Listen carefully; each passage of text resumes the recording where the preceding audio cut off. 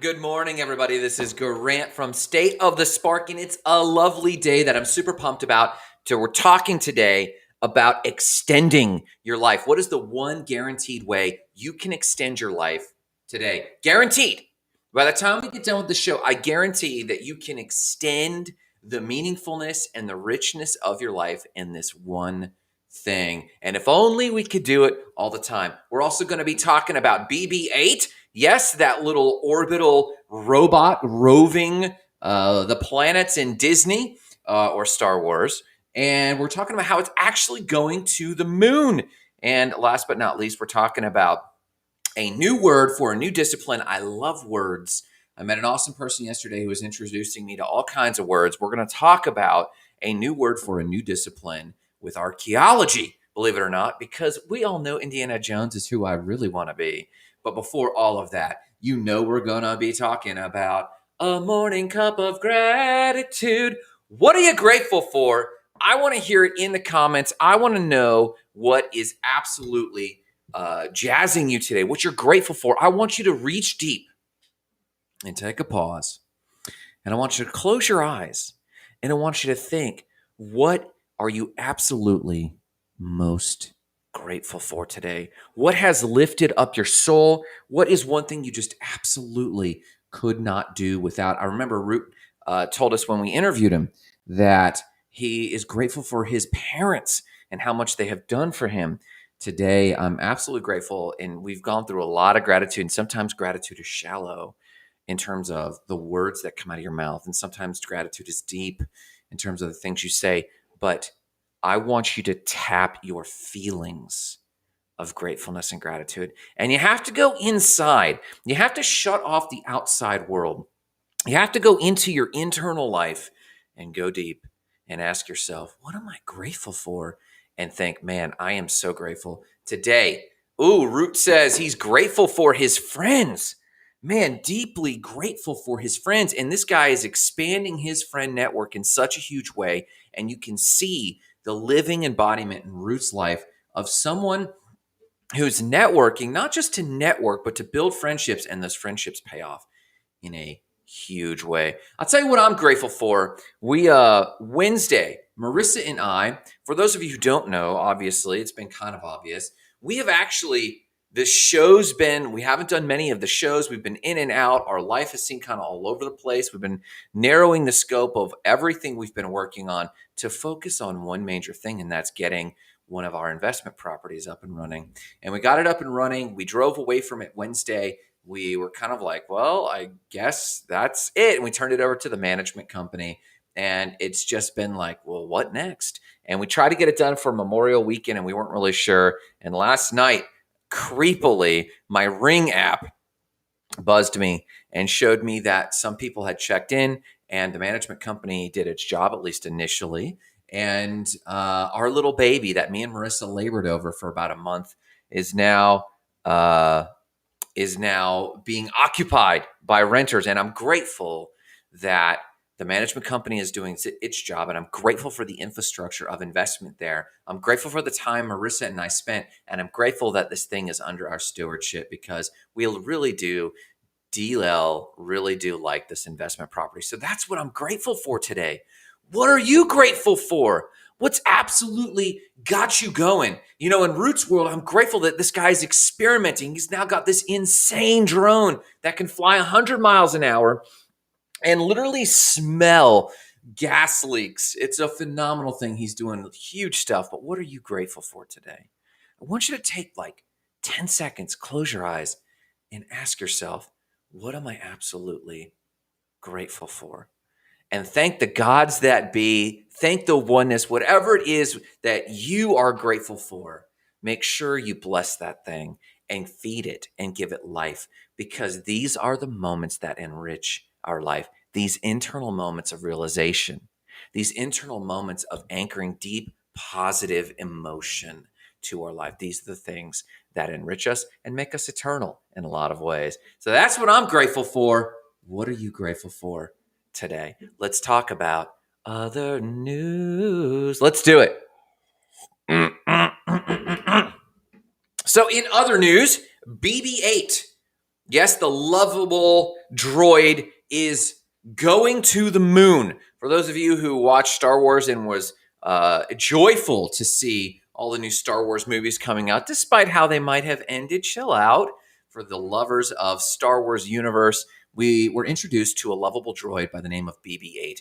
And this character kind of transcended all of the movies of the last three, or the last three movies in the series, and it was phenomenal. Well, yes, of course, leave it up to the Japanese to actually build BB-8. Now, you might have seen BB-8 in the stores, right?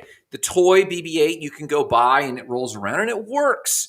But Japan has actually built a baseball-sized robot that will be rolling across the moon in 2022. It will snap pictures of the moon and start surveying the moon.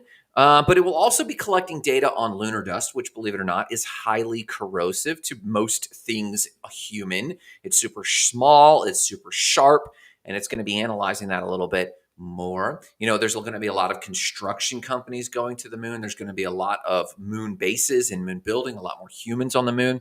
And this will be a precursor to actually just roving over the moon.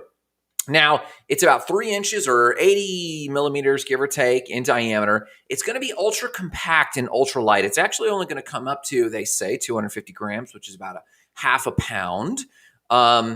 Because it will transport to the moon in a very lightweight way, and that will be good for payload. But also, the moon's gravity is super light, and this tiny little 3-inch baseball rolling around the moon, as lightweight as possible, will actually give it some bounce as it goes through the low gravity environment. So what else is in development from the Japanese, who are always doing super cool stuff with robotics like this?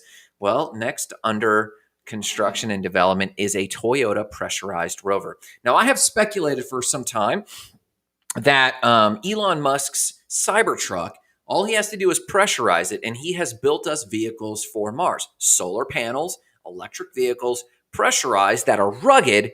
He's got us on Mars. He's got us on the moon. These are the infrastructure vehicles of tomorrow. Well, Toyota's also working on something like that. If you want to nerd out on how BB-8 is becoming a reality, boom, there's the link for you. Super fun.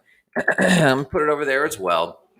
And you can see that if you dream it, someone can build it. And there in the thumbnail, you can see it right there. That yellow piece in the thumbnail is a camera that pops up, and it's a high resolution video camera and photo camera that will actually be able to observe whatever it encounters as it's rolling across the moon. And pretty soon, they're also putting up an internet network on the moon, which means that robots like this will actually be able, whether with AI or just a very skilled algorithm, will actually be able to navigate with no sight and know exactly where it's at from a GPS perspective on the moon. Very cool stuff. That's our first piece of other news. Let's talk about a new word for a new discipline. So, archaeogenetics. Yesterday, I connected with a young person who's graduating in December, and she's graduating with a missional journalism degree. And I love when people put two words together, and it made me think of something that I always wanted to do, and that was to become an ethnoetymologist.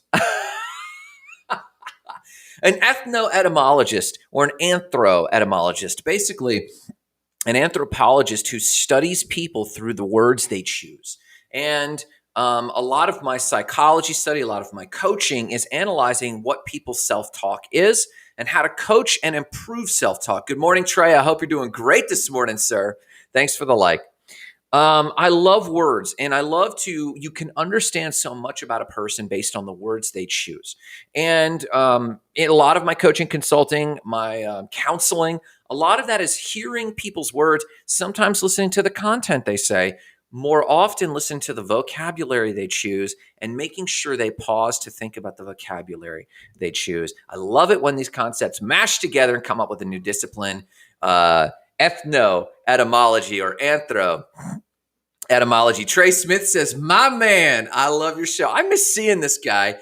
Before spring, we saw he and his lovely wife, Atenea, quite a bit. I haven't seen these guys too much of late. They've been roving the country, doing great things. So My man, Trey, good to see you. Hey, we should get together. You got to do something with this physique, my man. This guy, he says abs, not labs, or labs, not abs. He said, don't worry about the abs. Start focusing on your lab work.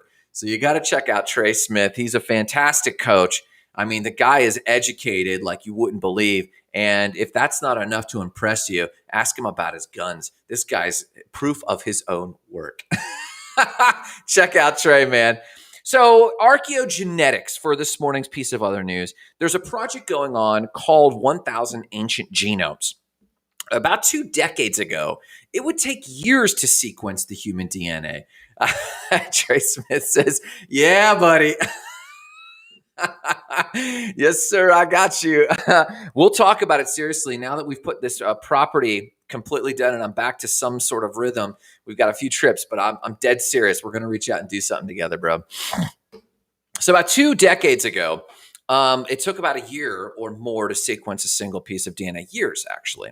Today, you can submit your DNA to any of a variety of services like 23andMe, or one that I did, Fitness Genes, and it takes about a single day to actually sequence the human genome. Well, that means it's time for other disciplines to get involved.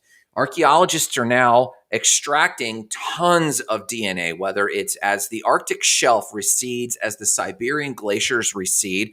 Climate change is real, people. I'm not prescribing what's causing it, but the world is shifting. And as these ice movements occur, a lot of bone and bone marrow and DNA, a variety, defecation DNA, placenta, anything that's been petrified, we're finding a lot of DNA that needs to be sequenced. And so there's archaeologists getting together with geneticists who are actually starting to sequence over 1,000 different unique genomes. Now, what's the point of this? Well, as you actually sequence the DNA, you can learn tons of things about the species or the humans that you're sequencing. Number one, patterns of relatedness, how people are related. Skin color. What were the skin tones of people in this era and why? What were the eye colors of these people and why? A good example is they found a burial site in ancient Britain and England, and they found that these 2 people buried, was it a husband and wife? No, it turned out that it was a father and a daughter that were buried together, and they were able to contextualize more of the story and more of the culture. In another grave, they found that 2 brothers were buried side by side, which had some degree of significance. They found out that at one point, a man was buried, and the burial next to him was his father and mother, and they were actually related, either brother, sister, or parent and child. And so it starts to reveal a lot about some of these ancient cultures. So this is where archaeogenetics comes into play. It helps us understand these things, and then it also helps us understand migratory movements, what actually occurred as humans migrated place to place, but also as species migrated place to place. Listen, if you're interested at all, here's the link. If you're interested at all in some of the other things occurring with archaeogenetics. And so, fun question. If you could invent a discipline, what would that discipline be? If you could just invent your own discipline, which is a lot of what doctoral work is, if you could invent your own discipline, what would it be? Mine would be something in the realm of anthropological etymology or anthroetymology, or ethnoetymology, how people actually use words to develop. Boom. Root says, I'm grateful for you doing all the research and sharing your knowledge with us this morning. Dude, Root, I love it, man. This is what I do. I love it. I love digging up things that are interesting, but also beneficial and might edify you and sharing it. So that means a lot to me, Root. Thank you so much, man. I really appreciate that. It means a lot. So before we go anywhere, though, let's talk about the one thing you can do today that is guaranteed and proven to extend your life. And Trey's on the show, so no, it's not just putting down the sugars. It's not just not eating sugar and going paleo or keto. It's something else that you wouldn't expect that can actually enrich your life for a fuller life. Let's talk about it. So, Aristotle said, the time's not real. It's a made up idea and everything is a shadow. Then Newton came along and said, no, time is absolutely real and objective and universal. Then Einstein came along and said, whoa, bro, like time is real and it is objective, but it's not universal, it's relative. And this was the impact of E equals MC squared and some of his other experiments with time.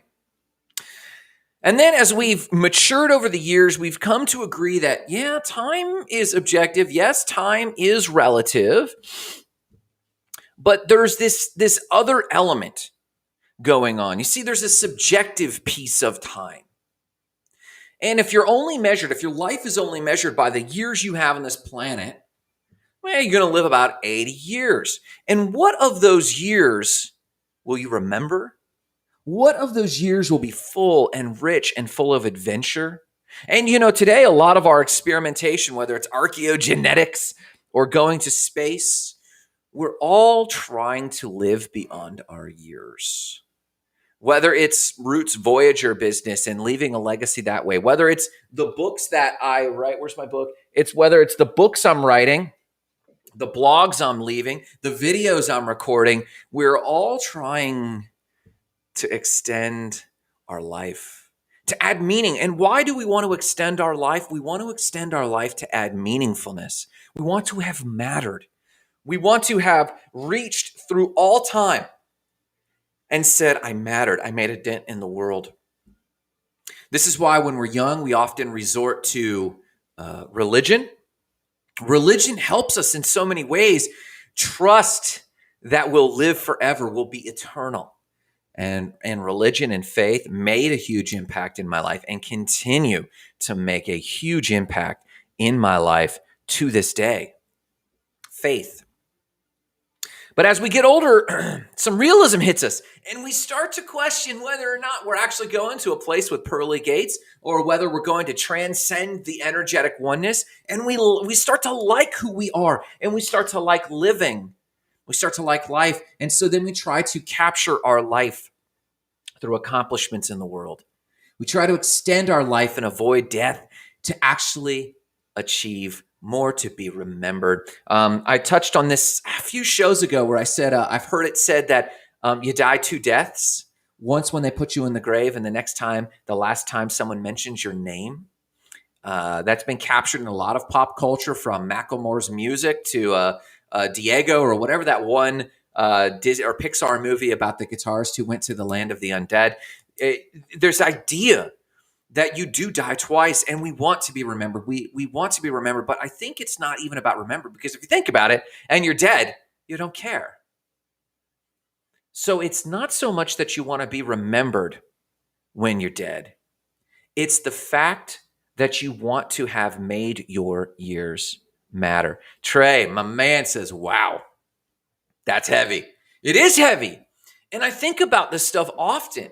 I explore this for several reasons. Number one, as a coach and trainer, you can't be a coach in anything. I know Trey's a fitness and nutrition coach, right? And I myself am a personal development coach, sometimes a small business coach. I'm really a performance coach. You can't be a coach and not encounter someone who is questioning existential questions, really, because everything they're doing at the root is existential. They're trying to, in some way, shape, or form, either avoid death or pain or despair or meaninglessness, or they're chasing richness, fullness, eternal life, legacy, these existential issues. So I think about this quite a bit. So if we can accept a few things about this desire to live longer, to be richer and fuller, we realize that there's an objective time. We have to be realistic as we get older that we're all probably going to live to 80 or 90 and then kick the bucket. I'm going to keep believing that I'm going to get a full, rich 120 years, healthy 120 years. I'm believing for that. And a lot of people are starting to live longer anyway. We just had one of the oldest people in the world pass away at 122. That's not unrealistic to see people living past 120 as we start to age out, but there is a limit. So I realize I want to live a more meaningful life, a richer life. And when I think about meaningfulness and richness, I am reminded quite often of a concept from the Greeks, which we'll get to in a second. So if we realize there's an external time, have you ever been at work at something you're doing and lose track of time. Hey, time flies when you're having fun. We've heard that, right? So if we know that Aristotle, Newton, Einstein, though they may not agree on time, they all agree that time is outside of us. But I want to point out that the time you live is also inside of you. When we take a moment of gratitude, I'm trying to ritualize something. I'm doing something anthropologically for you. I'm helping you get on the show with me or something, or start the habit or the ritual of actually starting your day with a positive thought. In this case, what I'm grateful for. So you go inside in your internal mind, and it actually slows time down. If you actually observe going into your mind, it actually initially slows time down. Have you ever sat down to work at work you don't like? You put on Netflix or you put on audio and you just check out. And then you're gone for 8 hours. You've sped up time. Your awareness, the observer, not your body, not your meat suit, but your psyche has warped through time because you check out. You're like, where have I been doing? Have you ever driven on a long road trip? And instead of actually thinking about anything, you just loosen up your brain. It goes somewhere else. And then an hour later, you're like, whoa, where am I? And you realize you've been driving the whole time on autopilot. You, the you that's you, has sped up time. Now, you've spent time. You've actually invested that time poorly in the moment that you check out because you lost that hour and you didn't make anything meaningful of it. So I take you on this logic journey to reveal to you that you can guaranteed extend your life by extending your internal life. How do you extend your internal life? Well, a few quick principles I want to share.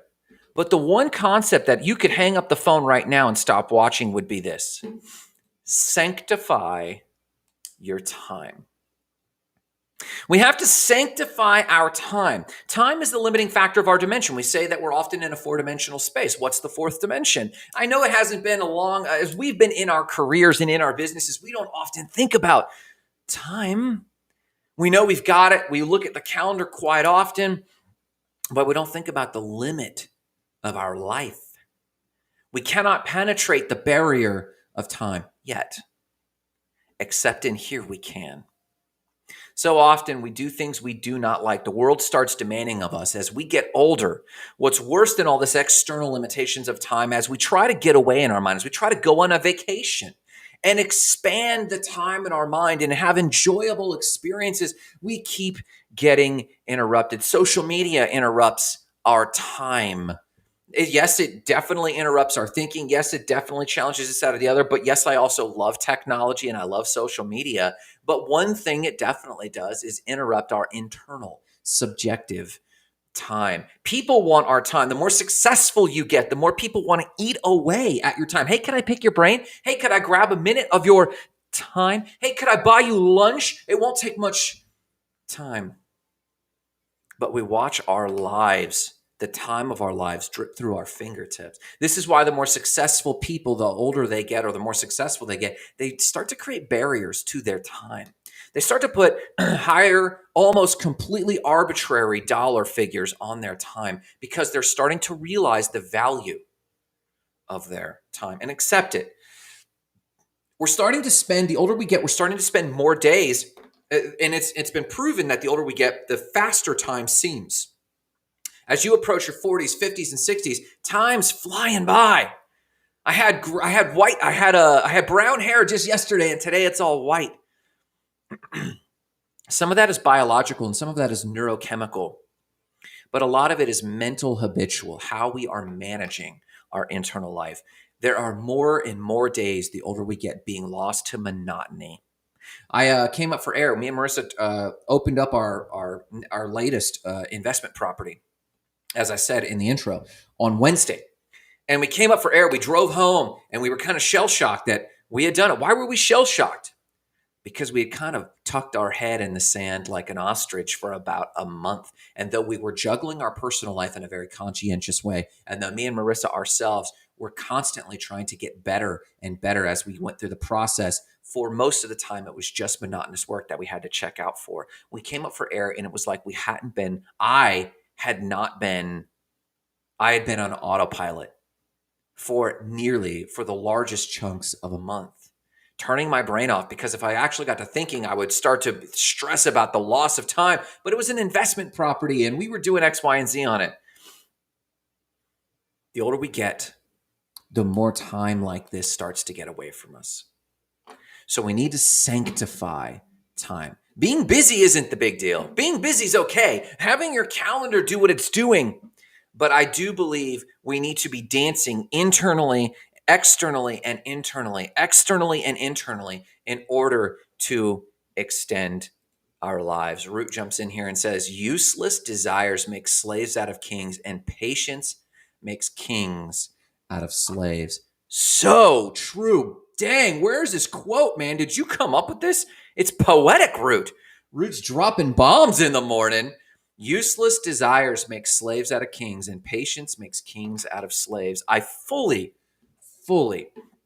agree with this. And I think the major difference maker isn't just the focus of desires, it's how you're directing your mind. And a king, as Root points out, first and foremost directs his or her internal life. How do we sanctify the space of time and ritual? How do we sanctify it? I believe we sanctify the time and extend our lives, meaning get the fullness out of our life, meaning squeeze the juices out of every moment by ritualizing, not habitualizing, ritualizing time. Let's talk about this real quick. That's the principle. Sanctify your spaces of time by ritualizing them, not habitualizing them. Let's talk about this. What's the difference between a ritual and a habit? Rituals and habits have three major similar aspects. One is intention. You always go into a habit with intentionality. You always go into a ritual with intentionality. You want to earmark something. You want to anchor something. The second thing is attention.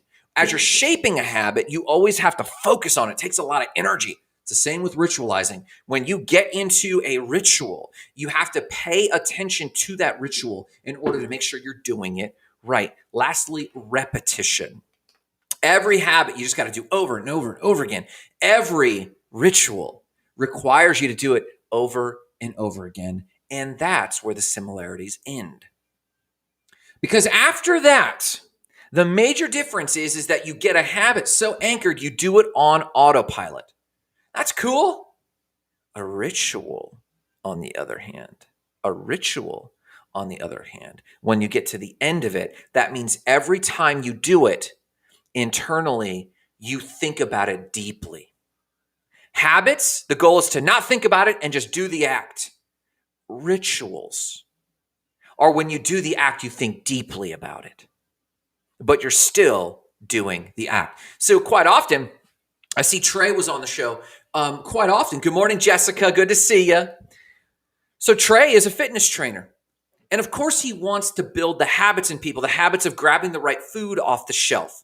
And you want to get it to the point where the person unconsciously, it's just part of their makeup. They unconsciously actually grab the right food, grab the broccoli instead of the chips, right? That's what we'd like to think. But habits and building these habitual habits are draining. What if instead we taught rituals? Now, rituals imply that there's a culture and a tribe around those things. Absolutely. This is why CrossFit was so successful in the early days. It did not form habits. It formed rituals. Now, obviously, I'm a pseudo armchair anthropologist. I love humans. I love people. And the most powerful effect that the most powerful impact that you can make in a human's life is rituals. Trey says, yes, sir. That's what you want. You want them to grab the right food, and you say these words, habits. Let's form new habits. But I think, especially if I were to be a fitness and nutrition coach like Trey, I would actually create a brand like CrossFit and a tribe. It's called 75 Hard. We're not teaching them habits. We're teaching them the ritual of going to the gym twice a day. We're teaching them the ritual of picking the right food. And here's the benefit of a ritual over a habit. Rituals will form the habit. Habit will never form the ritual. Think about that. Habits will you'll never one day wake up and focus deeply on the internal act of a ritual. When you're in a habit, you're just doing it. But from a ritual, you'll automatically get the benefits of the habit. So what is the experiential difference? So if going to the gym is the thing, if I have the habit of going to the gym every night, I would have finished up work. I would have had dinner with my wife. I start looking at the clock. I go, okay. And suddenly I'm laying in bed and something happened between then and laying in bed. What would have happened? Well, the main thing that would have happened is I wouldn't even have realized it, but I would have packed my gym bag the night before. And it's packed. I didn't even think about it. That's cool. No gratitude. I checked out and I lost that internal sense of time. So my 80-year life just got reduced by 10 or 15 minutes that it took to pack the bag. I didn't even think about it. My identity wasn't even present for it. Now, what would happen if I had the ritual of packing the gym bag? I would have finished dinner. I would have spent time with my wife, finished work, finished dinner, and then I would go and I would express gratitude. I'd go grab my gym bag. I'd grab my gym shoes. I'd grab a fresh pair of socks. I'd grab a fresh pair of underwear. I grab my change of clothes for after the gym, and I experience gratitude. Thank you to the oneness. Thank you to the divine. I actually am experiencing this moment. And on top of that, I'm reinforcing my self-concept. Oh, look how disciplined I am. Thank you for being so disciplined, self. Thank you for getting ready. I'm also visualizing my next day. Man, I picture myself going to the gym and getting ripped. I picture myself just living my best life. I picture myself stretching and feeling limber and feeling in control of my day. I'm getting all of these benefits and feeling gratitude. My cortisol is dropping. My endorphins are rising. And this memory, even this small 10 or 15 minute memory, is getting anchored. Think about the difference between the habit and a ritual. All of that went behind this habit. It strengthened me. It made me better because I was conscientious. Whereas the habit, I would have just done it to get done. That's why habits often don't stick, because it's not part of my identity. But the ritual is saying, this is my identity. This is who I am. It's a ritual. Can we teach, in Trey's example as a fitness and nutrition coach, can he get his people to do the ritual, not the habit, but the ritual of going, oh no, I love this broccoli. I love this boiled chicken. I love this. Look at what it's doing for I used to have a fantastic ritual on Sundays where I'd make my meals for the entire week. What a ritual. You would visualize it. You would be grateful for the ability. I'm thankful to you, God. I'm thankful to you, Divine One. I'm thankful to you, Self, for all the hard work you've done. I think Snoop Dogg said, I'd like to thank myself. You thank yourself and are so full of gratitude for the ability, the work you've done to bring in these resources to build up a healthy body and a healthy mind. You're present. The habit, we're like, oh, let's get this done. And you knock it out. And you distract yourself with TV, and you distract yourself with shows, and you distract yourself with social media because you just can't stand doing something you don't like to do. That's an indication it's not part of your identity. You want a ritual that affirms your identity as opposed to a habit. That's principle one. Principle two, flow. We often want flow, but flow has been proven to not be sustainable. So you want flow, you want to be good at something, but flow is not the thing to extend time. You extend time by engaging it. You extend your life in a rich and full way by being fully engaged in it. One last principle. Kairos time versus Chronos time. If you've been involved in the church and you taught yourself Greek at any point, as I have, you learned that the Greeks had two concepts, well, many concepts, but two major concepts of time. One was Chronos time. I have a chronographer. I have chronology. It's a very left brain externalized version of time. And then there was Kairos time. This was the time of the gods. Oftentimes creativity or flow would be categorized as Kairos time. It's when you lost track of time. It's when time became esoteric and intangible, when you lost yourself within it, when you were doing good work or mindless work. It was when you warped through time. They believed this was Kairos time, and they believed that as you had these moments, driving in the car and you blank out, they believed that that was a divine moment. What did the gods say to you during that? I don't know. Where were you? I don't know. Were you here driving? No, I wasn't. This is Kairos time. And you look for this. You try to create a life of Kairos time. So how do you extend your life? This is why the Buddhists say eternity is not living forever. It's living in the middle of the now. It's living in the middle of this moment. They try to be absolutely anchored in the present. And I would present for your consideration, it's this. It's extending your life by living every minute you can with intentionality. Let me give you 4 quick principles that you can actually work on, and then I'll let you guys go. Actually, 5. Number 1, create an internal life ritual. You have to nurture your internal life. If you were young in the church, of course we did this. Of course we prayed and meditated and went to church. You need to start navigating this for yourself. You need to journal.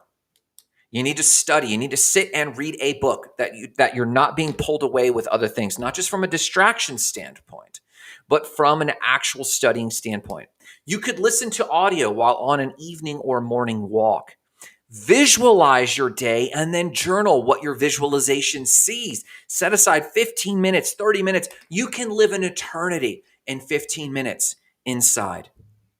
You can live an eternity. This is why I love writing. Writing extends my life. When I am writing a book, I lose myself in intentional thinking. It's not on autopilot. I'm in a whole entire world of characters and stories and meaningfulness in my head. And when I come out, this world is paper thin, man. Create an internal life ritual, not habit, ritual. Sit down, sharpen your pencil, open your journal, have a cup of coffee, whatever you need to do to create the ritual. Number 2, create a start your work ritual. You need to ritualize starting your work. A lot of times people procrastinate work, and they're really not procrastinating work. They're procrastinating the start of that work. It's not even about the work. It's about starting that work. Pray over the work. Hey, this is my day. Visualize how you're going to structure your day. Bless the work. I'm grateful for this work. I'm so grateful that I have meaningful work that provides for our investments, that provides for my employees, that provides for my clients. Start your work with a deep visualization of how you're going to work that day. You can live an eternity in 15 minutes of doing this before you start your day. And then close the work ritual. This is just a bonus here. Have a close the work ritual. Marissa every day writes down, she checks off what she did. She writes down what she'll do tomorrow, and then she closes up the office. When she closes up the office, that ritual closes it in her mind.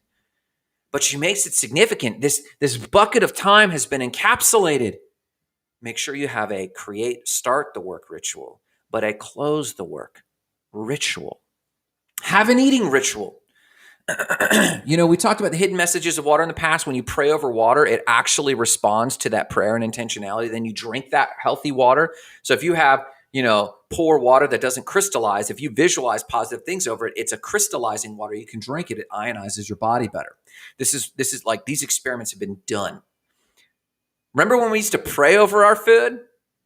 Pray over your food. Bless it. You don't have to close your eyes and go to a particular God or place. You can just bless it. I want to just say a word over our meal. Let's bless the meal. Let's bless the time. I am so happy and grateful that we were all here to gather together and eat this food that we've been able to provide and work hard for, that nature has provided, that God has provided, that our community has provided. Take time with it, earmark it, and never eat alone. Never eat alone. Invite someone, whether it's through FaceTime. Hey, let's break bread together and stick your FaceTime up and then bless the food together.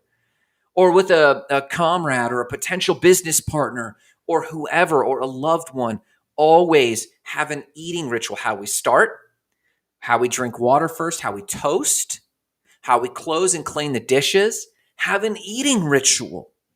Ritualize these times. Your life will extend. Not only will it feel longer, it'll extend the richness of your life. Number 4, number 1, create an internal life ritual. Number 2, create a start work ritual, and a bonus, create a close work ritual. Number 3, have an eating ritual. Here you go. Number 4, create a secular Sabbath.